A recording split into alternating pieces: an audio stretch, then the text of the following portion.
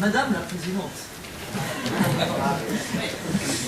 chère Nadia Belaoui, Monsieur le Président d'honneur, cher André Leclerc, Mesdames et Messieurs les présidents d'associations, Mesdames et Messieurs les responsables d'associations, Mesdames et Messieurs, chers amis, je suis très heureuse d'être ici aujourd'hui et de répondre à une invitation qui m'a été faite quelques jours après ma nomination au ministère des Sports, de la Jeunesse, de l'Éducation populaire et de la vie associative lorsque j'ai rencontré une délégation de la CPCA. Et je voudrais d'abord vous exprimer mes excuses d'être un peu en retard et de passer un moment un peu trop bref avec vous. Retard étant motivé par une excuse assez valable, Conseil des ministres qui a été un peu plus long que d'habitude et qui a, je veux dire, justifié ce temps prolongé. J'en reparlerai tout à l'heure. Un débat que nous lançons demain sous l'autorité du Premier ministre.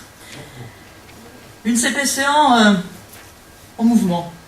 Une CPCA, une évolution, de nouveaux statuts, une nouvelle présidente, une volonté manifeste qui n'est pas sans me plaire, d'ouverture, de rassemblement, et vous achevez un processus qui n'est jamais facile et dont je souhaitais vous en féliciter collectivement. Travail lourd de co-construction pour aboutir à donc ces nouveaux statuts et cette volonté d'ouverture.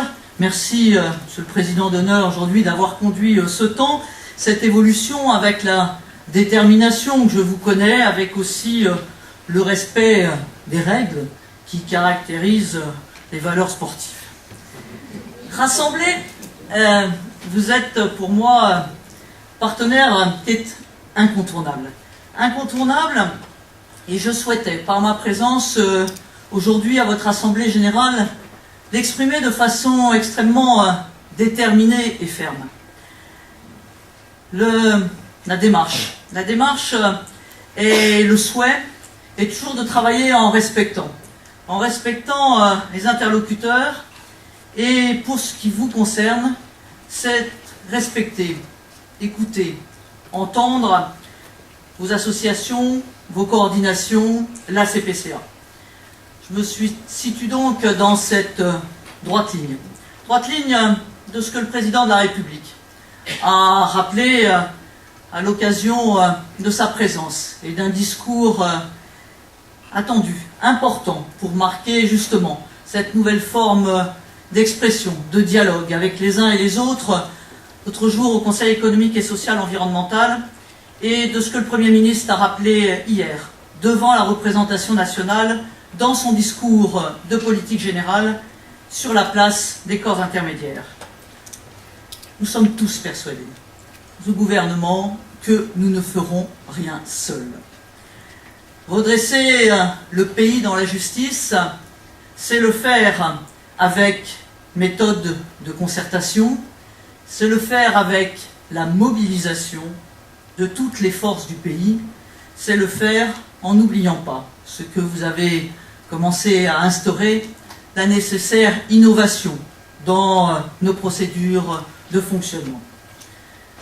Nous ne ferons donc rien tout seuls et nous voulons le faire avec vous. Ce qui ne veut pas dire qu'on sera obligatoirement toujours d'accord, mais c'est ainsi que l'on progresse et c'est ainsi que l'on fera une véritable place dans la construction de notre société, à l'ensemble de la vie associative et à son développement. Nous avons pour ce faire déjà un outil commun. Un outil commun que le gouvernement Jospin nous a légué, la charte d'engagement réciproque, laissée un peu en jachère ces dernières années, et je l'ai écrit, donc je le réaffirme fermement devant vous aujourd'hui, c'est notre boussole. Nous pouvons l'actualiser, nous pouvons la décliner, et je ferai en sorte de prendre ma part vis-à-vis de l'interministériel auprès de mes collègues pour qu'ils s'en emparent, pour que nous sachions la faire vivre, et j'attends de vous aussi que vous puissiez sur ce point apporter tous vos conseils. Dans ce cadre, j'aurai un interlocuteur politique, c'est la CPCA. Et je veux utiliser, comme la législation m'y invite, aussi les structures d'expertise. Le Haut Conseil à la vie associative, les organismes que nous pouvons consulter, Conseil économique et social, environnemental, je l'ai dit, et d'ailleurs, il y a quelques semaines, quelques jours, j'ai pu, comme on dit, plancher au Conseil économique et social sur les questions de jeunesse, et j'y retournerai dans quelques mois pour porter cette place de la vie associative et de cet engagement. Faire vivre notre dialogue, je vais donc saisir le Haut Conseil, la vie associative, sur deux objets. Deux objets qui touchent de près l'ensemble de notre mouvement associatif. La fiscalité sur le mécénat, les entreprises et le congé d'engagement. Sur le mécénat, je vous ai entendu, et pour moi les choses sont claires. Le Haut Conseil doit être saisi. Et même si je suis intervenu auprès du Premier ministre, et si le projet qui a pu être évoqué à un moment donné n'est plus d'actualité, il est important que nous ayons un avis et que nous saisissions de ce sujet, je veux dire, du mécénat des entreprises, avant qu'éventuellement d'autres choses nous soient imposées ou que nous ne mesurions pas et que nous ne portions pas cette voix de l'importance qu'il y a à l'engagement du mécénat sur nos politiques associatives. C'est une question complexe sur laquelle il est indispensable que nous soyons largement éclairés. Quant au projet d'engagement, c'est aussi l'une des promesses du président de la République. Il m'appartient de la mettre en œuvre et de saisir donc le Haut Conseil pour ensuite pouvoir entamer cette phase de dialogue nécessaire, inviter à construire les contours de cette nouvelle disposition avec l'ensemble de vos associations, la CPCA, les partenaires sociaux, pour en discuter avec elles et pour que cela puisse s'intégrer dans une future loi sur l'économie sociale et solidaire pour laquelle nous avons commencé à travailler avec le ministre Benoît Hamon. D'autres engagements ont été pris. Nous souhaitons les mettre en œuvre. C'est le sens aussi des discussions que j'ai engagées avec mes collègues ministres. La rencontre annuelle avec le président de la République, les emplois d'avenir, la consultation des associations sur l'acte 3 de la décentralisation, la montée en charge du service civique, la réflexion sur la sécurisation des financements.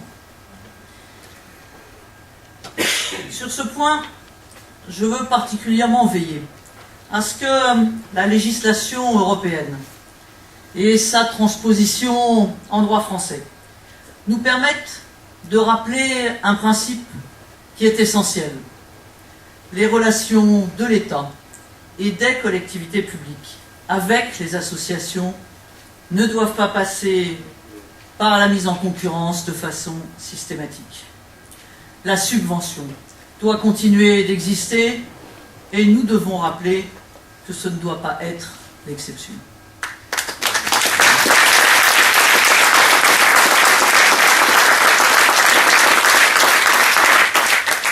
C'est cela aussi, pour moi, le respect des corps intermédiaires, respecter leurs projets associatifs, respecter leur capacité d'initiative, respecter leur indépendance.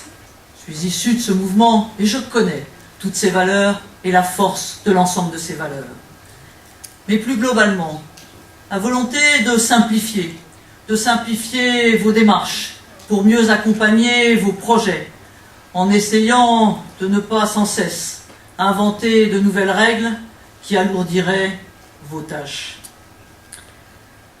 Oui, nous avons ensemble à partager un grand dessein, qui est celui du redressement de notre pays dans la justice, qui est celui de le faire en concertation mais aussi en action, qui est celui de mobiliser toutes les forces de notre pays qui est celui aussi de considérer que nous avons le devoir ensemble d'innover pour construire la force de cet aujourd'hui, cette société qui doit faire sa juste place à l'ensemble du monde associatif et qui doit faire vivre cette charte des engagements réciproques qui reste notre boussole à partager.